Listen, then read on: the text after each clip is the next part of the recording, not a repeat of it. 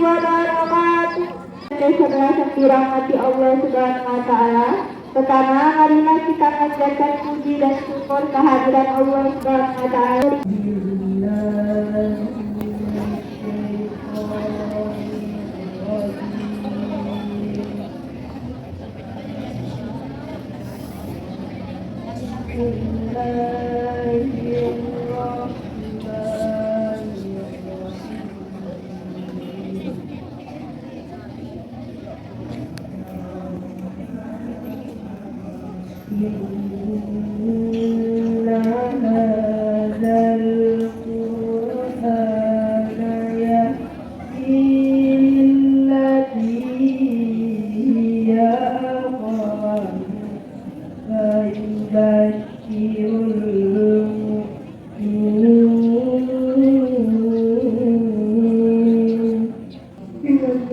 Nama Allah yang Maha Pengasih lagi Maha Penyayang.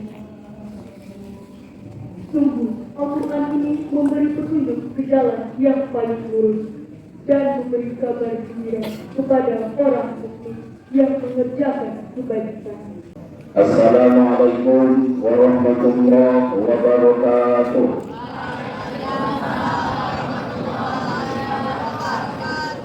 Alhamdulillahirabbil alamin.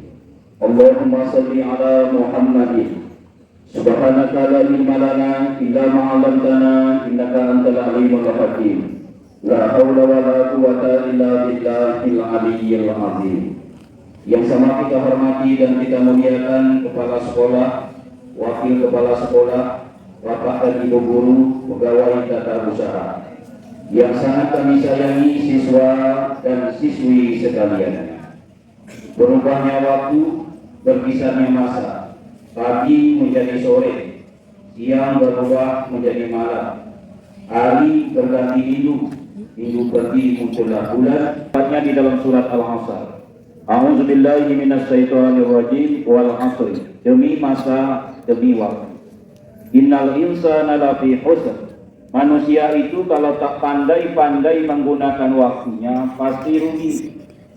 Padahal setiap kita ini tidak ada ingin menjadi orang merugi. Jadi kalau nak ingin masuk surga, syaratnya beriman, beramal soleh. Untuk apa surga itu, Pak Ustaz? Ananda sekalian, siapapun awak hari ini, kecil, besar, tua, muda, miskin, kaya, raja, hamba, dari Pak Menteri sampai tukang patrik, dari Pak Camat sampai penjual tomat. Kalau sudah berpulang ke rahmatullah, nah, tempat yang awak tuju itu cuma dua. Satu surga, satu neraka. Jadi kalau awak yang hari ini tidak ada besok di dalam surga, tak payah mencarinya. Tengok dalam neraka, jumpa. Mana kawan tuh, kok tak ada dalam surga? Tengok dalam neraka. Tengok. Belakang wingnya rupanya dalam neraka. Cuman mudah-mudahan awak ini dimasukkan Allah ke dalam surga. Amin ya rabbal alamin. Siapa ingin ke surga, pintu selalu terbuka. Tak mudah dimiliki, hanya tuh orang suci. Carilah pintu surga dengan amal sendiri. Tak bisa numpang dengan orang lain. Pak Ustaz, ayah saya haji, ibu saya hajah, umrohnya sudah 7 kali. Kan bisa numpang, mana bisa. Besok ayah dan ibu awak masuk surga, buruk masuk surga, awak masuk neraka. Lewat orang tua di depan awak. Mama, kata mama, dadah-dadah, dadah-dadah. Karena syarat untuk masuk surga itu harus beramal soleh. Justru, ini pelajaran awak. Di kampung akhirat itu besok ada orang beriman menyesal terhadap kehidupan dunia yang pernah dijalaninya itu. Yang harinya berganti minggu, minggunya berganti bulan, bulannya hilang berganti tahun. Nyesal di kampung akhirat padahal dia orang beriman. Kenapa demikian? Ada 3 sikap yang dilakukannya di dunia ini tak kalah menghadapi amal soleh, menyebabkan ia menjadi rugi di kampung akhirat. Apa 3 sikap tersebut? Nah, inilah yang awak bicarakan.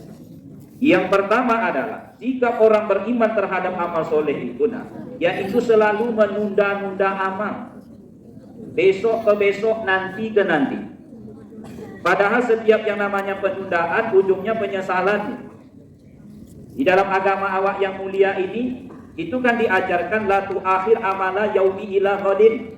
Jangan kalian termasuk orang yang suka nunda-nunda kerja hari ini, lalu kalian tunda sampai besok. Ujungnya penyesalan. Dalam bahasa awak sehari-hari, don't wait till tomorrow when you can do today. Oh, tahu artinya? Masa anda tahu? Don't wait till tomorrow. Nah, what you can do today? Agak digayakan sedikit.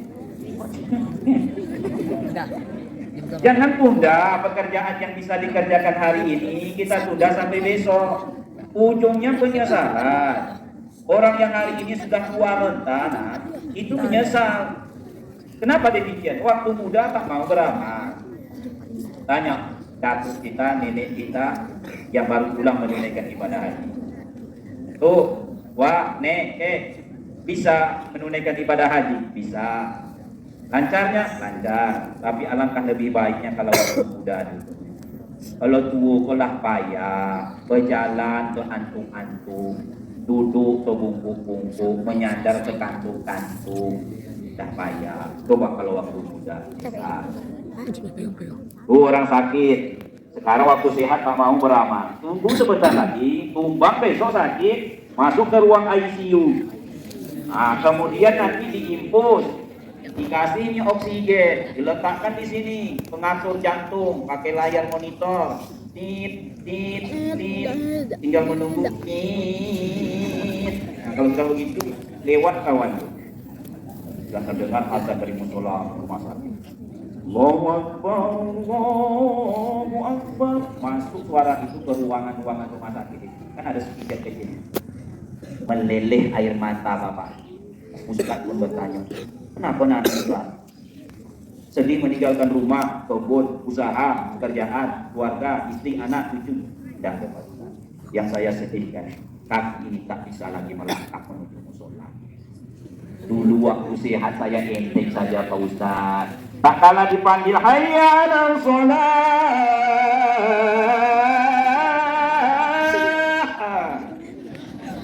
orang bersegera menjawab la haula wala quwata illa billah. Saya mikosela, sabantalella, duduanlah, kirim salamlah.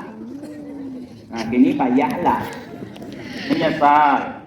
Kalau yang tua saja menyesal karena tak beramal, sakit menyesal karena tak beramal waktu sehat, apalagi besok kalau sudah nampak indahnya surga. Hari ini kan diceritakan bagi orang beriman lalu beramal dimasukkan ke dalam surga. Awak tidak tertarik karena surga belum nampak.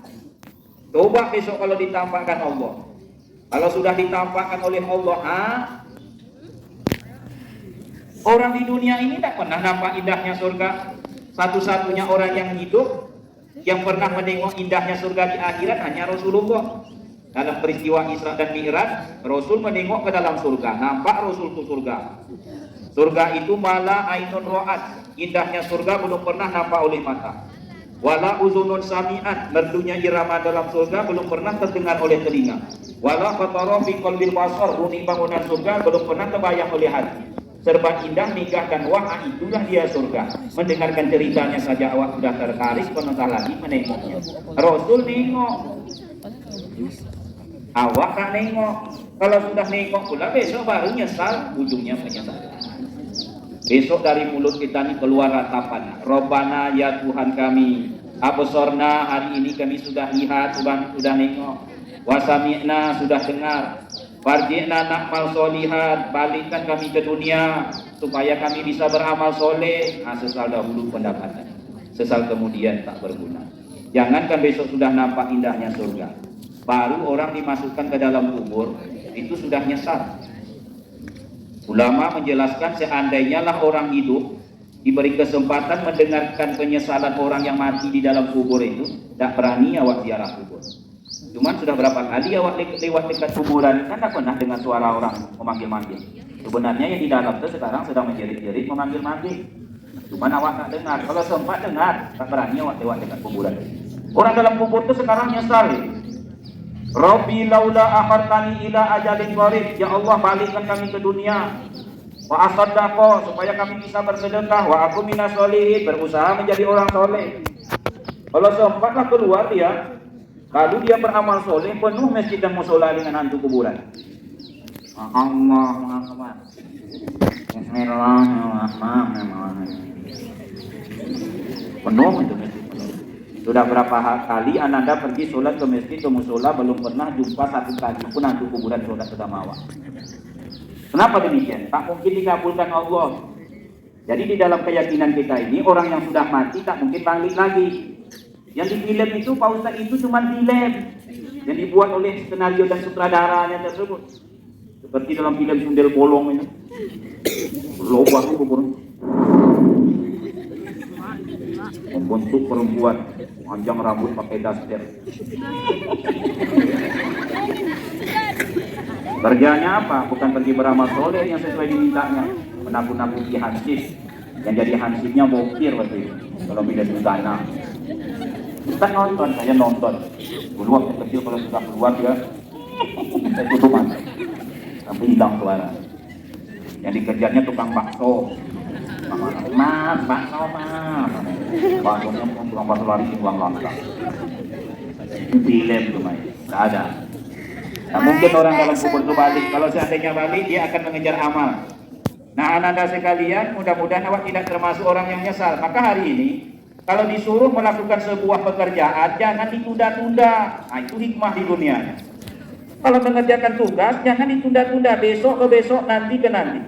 Berangkat, dibangunkan Allah, awak jam 5. Tapi awak tunda bangun tersebut, ujungnya penyesalan. Tunggulah sebentar lagi. Tunggulah sebentar lagi. Ujungnya penyesalan. Banyak kadang-kadang Ananda bukan tidak mampu melaksanakan tugas, tapi karena ditunda-tunda, kekurangan waktu. Sampai di kelas, tugas belum dilakukan, terpaksa pinjam tugas kawan. Usah lagi, tempat ngomong. Akhirnya tergesa-gesa, soal lain, jawaban lain. Kalah satu. Ini satu. Yang kedua adalah orang yang menyesal besok di kampung akhirat walaupun dia orang beriman. Orang yang mengecil-ngecilkan amal, mengenteng-entengkan amal.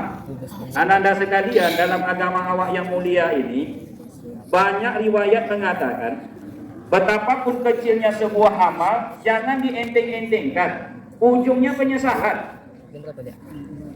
Walaupun amalan itu nampaknya kecil. Contoh, kata Rasul, sewaktu aku dimi'rajkan, hadis sahih riwayat Al-Bukhari, aku menengok ke dalam surga. Jadi Rasul nengok ke dalam surga. Dalam surga ada seseorang yang tengah menikmati kenikmatan surga. Sedang bersenang-senang, sedang melihat-lihat dia dalam surga. Kalau begitu Pak Ustadz, ada orang yang duluan masuk ke dalam surga sebelum Rasul? Nah, Rasul itu orang pertama yang masuk ke dalam surga. Beliau itu Mustafa iwal mursalin, penghulu dari segala rasul, imamul muhtadin, imam yang mendapat petunjuk. Di alam ini beliau rahmatan lil alamin, rahmat bagi sekalian alam. Beliaulah orang pertama duluan masuk surga.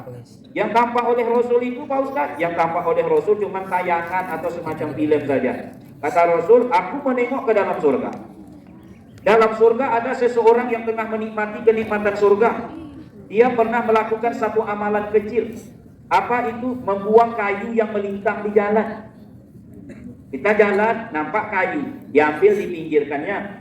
Berapalah waktu meminggirkannya? Tak sampai 1 menit. Berapalah tenaga yang dikeluarkan? Kecil pekerjaan ini, tapi banyak pekerjaan kecil dalam pandangan manusia, itu besar dalam pandangan Allah. Nyatanya, ia dimasukkan ke dalam surga. Hadis sahih riwayat Al-Bukhari. Tapi jangan pula salah memahami. Sesudah membuang kayu, lalu kita tidak sholat. Kenapa nak sholat lagi Bu? Pak, awaklah mau membuang kayu dulu Pak Ustaz. Insya Allah masuk surga. Jadi tidak sholat lagi, tidak usah sholat lagi, tidak usah puasa. Dulu kalah pernah membuang kayu. Kalau kayak itu masuk neraka apa? Ini menunjukkan pekerjaan kecil jangan dienteng-entengkan. Pahalanya besar. Seorang perempuan Bani Israel diampuni dosanya oleh Allah lantaran menolong seekor anjing yang sedang kehausan. Yang ditolongnya ini anjing. Anjing ini lambang kebencian. Orang kalau benci sama orang lain pasti disebutnya anjing. Jarang orang bertengkar kasar kamu kuku daripada kamu belalang. Ibu-ibu bertengkar, gak ada yang nyebut bunga. Asal ibu bunga melati daripada ibu bunga mawar.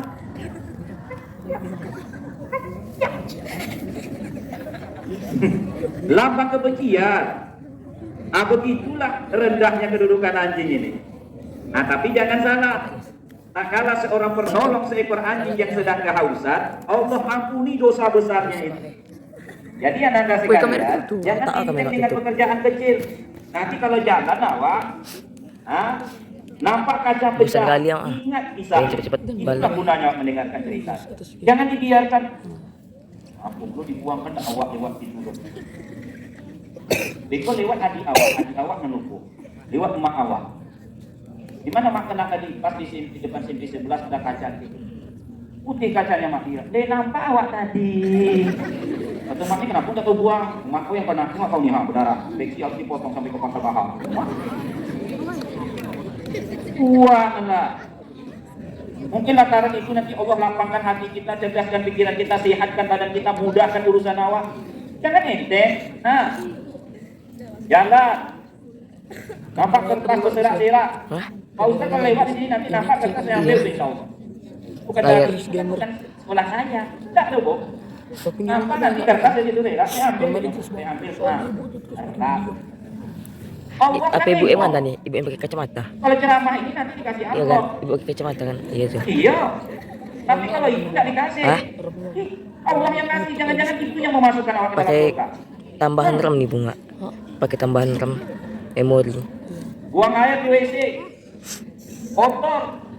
Kenapa tidak awak membersihkannya? Nampak kuning merapuh. Di WC-WC umum itu banyak. Masuk dia, keluar apa tuh lagi. Begitu awak nak masuk, tak usah masuk ke Ustaz kotor. Kenapa Pak tak bersihkan? Saya masuk. Tidak. Hidupkan peraturan besar. Gosok kalau ada gosok di. Kerojo ambo dulu. Sudah kinclong dia. Dah bersih betul. Awak berwudu. Ternyata orang sesudah saya, dia langsung masuk. Kan itu manfaatnya. Coba kalau saya tak bersihkan. Orang pertama mundur, orang nomor 2 mundur 2, orang nomor 3 mengutuk kotornya. Kenapa tak bersihkan?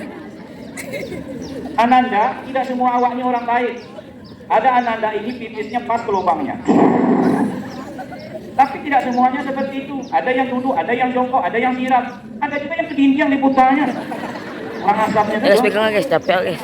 Untuk kawin peduli.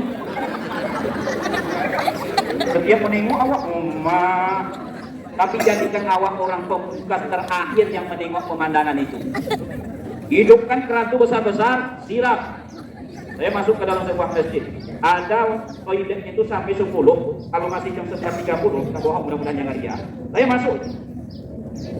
Berusir. Kerannya kosong, apanya? Baknya kosong. Saya hidupkan. Kosong. Kosong puluhnya mau ibu sana. Saya kembali masuk ke WC. Selesai nanti saya tengok, dah penuh, tutup, dah penuh, tutup, dah penuh, tutup. Begitu orang lain bisa masuk. Ajinya aduh. Itu pasrah juga.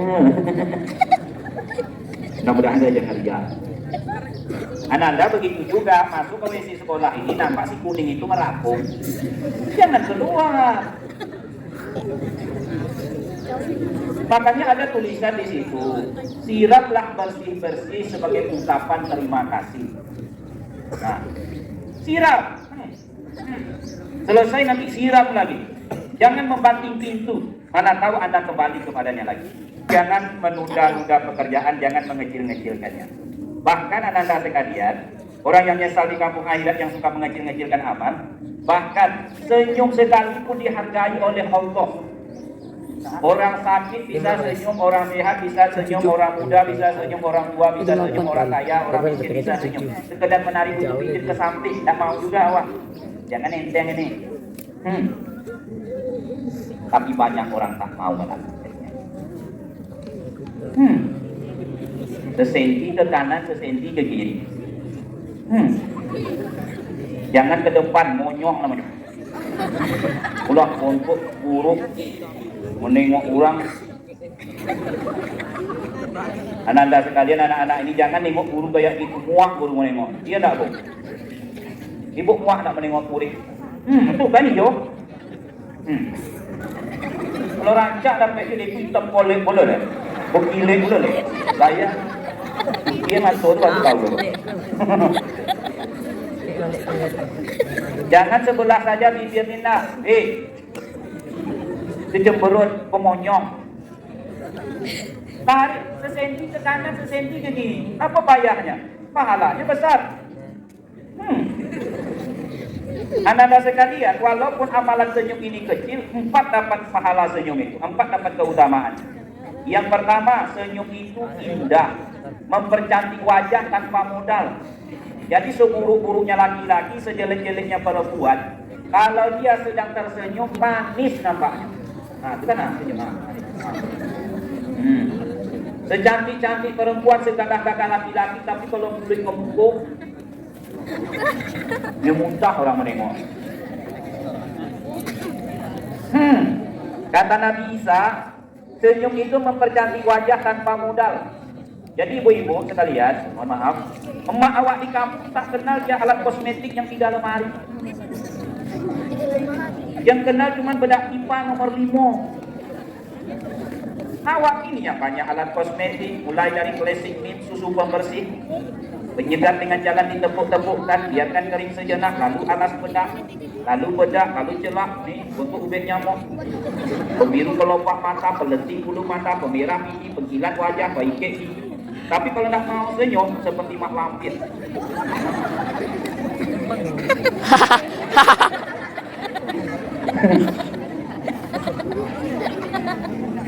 Mak awak di kampung cuma bedak pipa nomor 5 Pak, membukanya dengan gigi samping. Berbedak sambil berjalan, mak pikirin dia. Yang satu menumpuk ke keningnya, yang satu masuk ke lubang hidungnya. Tapi sepanjang jalan nampak manis, wah itu kenapa selalu senyum? Mana wak, sampai pikirin. Ancak nampaknya. Senyum itu indah. 2. Senyum itu sehat. Jadi orang yang suka tersenyum itu akan terhindar dari stres. Ibu, kalau cara tepat untuk menghilangkan stres, senyumlah kepada diri sendiri. Awak jarang senyum. Nanti nampak kaca, coba senyum sebelum kepada orang lain. Kalau kepada diri sendiri saja nggak mau senyum, apalagi kepada orang. Urut beban. Dokter coba tengok, nah kalau masuk, Bapak dulu lama kerja di rumah sakit, dokter kerohanian, setiap ustaz masuk, ustaz wajib senyum dulu. Dokter masuk, wajib senyum, perawat masuk, wajib senyum. Kalau enggak tambah parah penyakit perawat kesian. Begitu masuk, Assalamualaikum. Dan semuanya akan senyum, membalas. Salam. Gimana kabarnya Bu? Alhamdulillah. Coba senyum dulu. Kalau itu mau senyum, besok insya Allah ya. Senyum itu sehat. Orang yang sekali senyum seperti mengkonsumsi satu vitamin. Yang ketiga, senyum itu adalah sunnah, kebiasaan Rasul. Kata Anas bin Malik, 10 tahun aku tinggal bersama Rasul, belum pernah Rasul itu memandangku tanpa tersenyum. Kebiasaan. Yang keempat, senyum adalah ibadah, sedekah. Tubantu bika fi wajahi wa aika shadaqah. Senyum yang kau berikan kepada seseorang itu sedekah. Tapi tengok-tengok tempat juga. Kalau lewat kotak infak di depan Ananda, jangan senyum. Keluar ada. Dan senyum harus ada kawan senyum. Jangan nanti menjalankan sunnah sedekah, nampak tiang listrik, nampak batang sawit. Masuk ke WC kilo itu orang. Jadi harus ada kawan tersebut. Jangan enteng dengan amalan. Yang ketiga, yang terakhir, orang yang menyesal besok di kampung akhirat, walaupun hari ini dia beriman tapi dia tidak beramal, ataupun dia beramal tapi tetap menyesal. Siapa mereka? Yang nomor 3 ini, orang yang diberi kesempatan untuk beramal.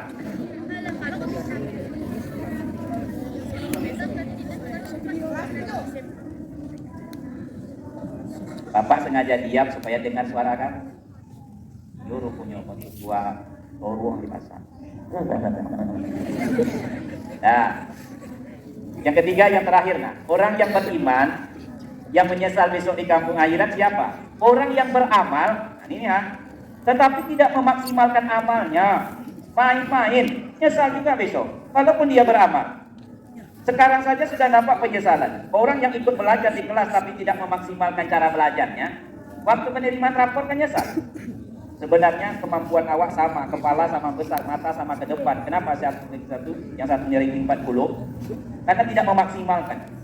Guru mengajar, awak main-main. Guru mengajar, awak bercerita.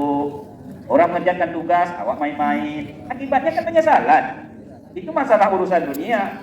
Di akhirat, orang yang hari ini berwuduknya main-main seperti ini, kan ada yang berwuduknya main-main.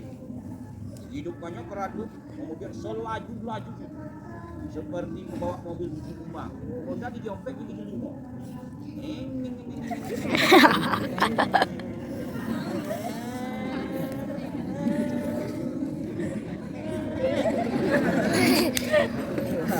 Ampun, nyesal deh. Orang yang sholatnya main-main, niat-niat, main-main, ujungnya penyesalan. Wawailul lil musallin, neraka wail bagi yang sholat. Siapa mereka? Alladzina hum an sholatim sahun, lalai. Makanya sholat harus elokkan. Jangan ditunda-tunda. Sholat asar hampir maghrib, sholat subuh dan jam 7 itu lalai. Lalai gerakan. Nah, tengok ke depan. Berdiri di hadapan Allah semangat. Jangan loyo.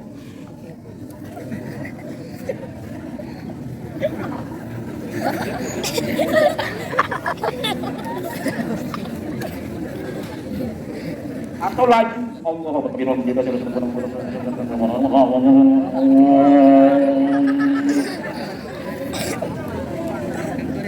jangan laju. Istighfar elok-elok, astagfirullah, astagfirullah, astagfirullah. Jangan main-main. Istighfar sambil menguap. Subhanallah, elok-elok, subhanallah, subhanallah, subhanallah. Ini subhanallah dipotong dua. Apa kata malaikat? Elok-elok lah, subhanallah, subhanallah. Tidak mesti pula lambat-lambat kali. Subhanallah, subhanallah.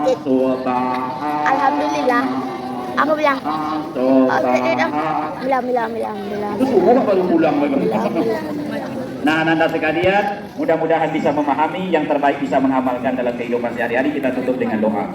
A'udzubillahi minasyaitonirrajim. Bismillahirrahmanirrahim. Alhamdulillahirabbil alamin. Allahumma shalli ala Muhammadin wa ala alihi wa sahbihi ajmain. Allahumma ighfir lana dzunubana wa liwalidina warhamhum kama rabbawna shighara wa li jami'il mu'minina wal mu'minat wal muslimina wal muslimat al ahya'i minhum wal amwat innaka ala kulli syai'in qadir. Allahumma anzilur rahmata wa ni'mata wal maghfirata wa sihata wa salamata wa taufiqa wal hidayati li hadhil jamaah. Rabbana atina fid dunya hasanah wa fil akhirati hasanah wa qina azabannar.